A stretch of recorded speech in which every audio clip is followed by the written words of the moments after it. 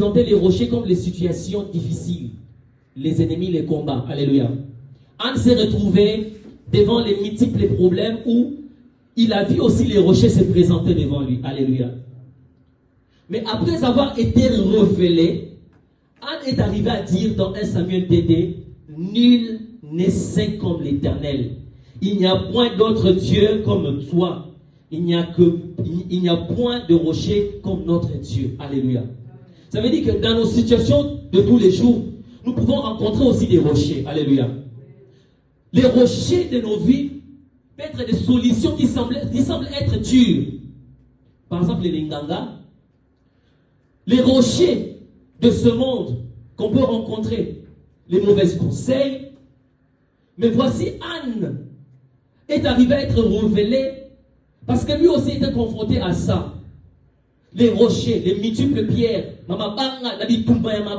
il s'est retrouvé dans des situations où il ne savait pas distinguer. Quand l'Esprit de Dieu l'a révélé, il a compris que il y avait un rocher qui ne peut pas être, qui est supérieur à ce petit rocher-là. Alléluia. Alléluia. Alléluia.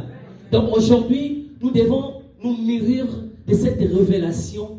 Ça veut dire que dans nos situations de tous les jours, nous ne pouvons pas présenter Dieu comme quelqu'un de faible. Nous devons présenter Dieu dans nos problèmes comme quelqu'un de stable qui peut nous donner la solution.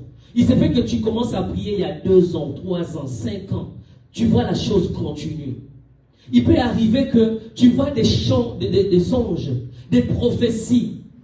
Pour que ces choses-là puissent être déterminées dans ta vie, tu dois les présenter à Dieu. J'ai entendu que tout ce qui est révélé est brisé et condamné.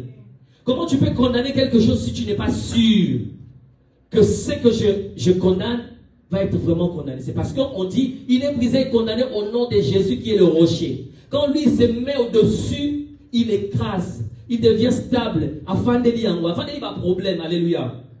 Amen. Alléluia. Nous allons prendre pour la dernière 2 Samuel 22, 1, 14. Quelqu'un aussi nous aide à lire.